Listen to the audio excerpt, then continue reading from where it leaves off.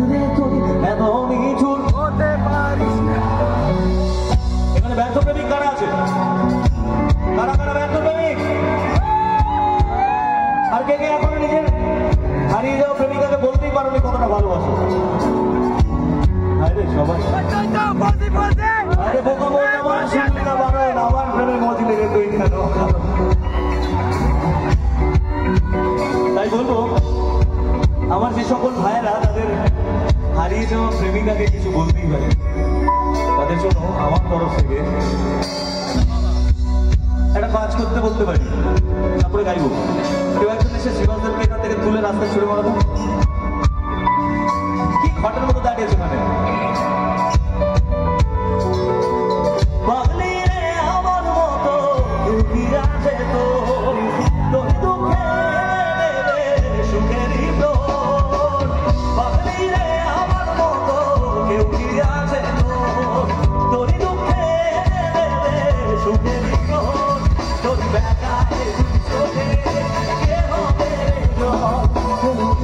Oh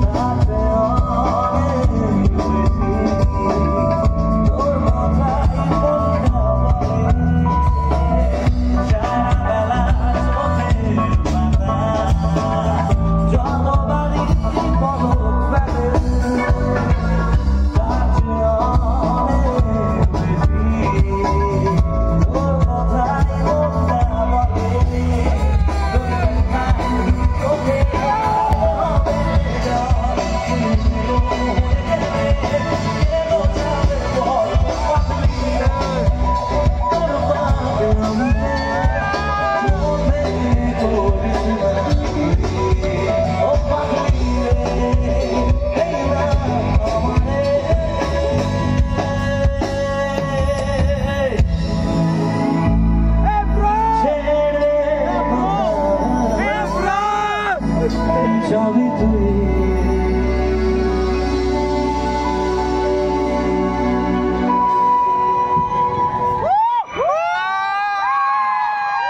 কি গান গাইবো?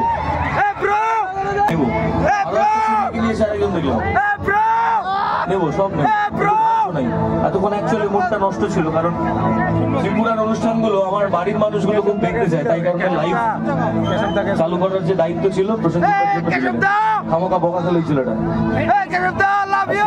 ভিডিও করতে বলেছি, ও নিজের ভিডিও করছে। কালকে স্ট্যাটাস কি দেবে, লোকে ওর থেকে নেবে, লোককে বলে 50 টাকায় স্ট্যাটাস বিক্রি আছে, আবার হাসি। কি গান গাইবো? স্যাড সং গাইবো না নাচের গান গাইবো? এত এত ভাঙা মন কেন? এত ভাঙা মন কেন?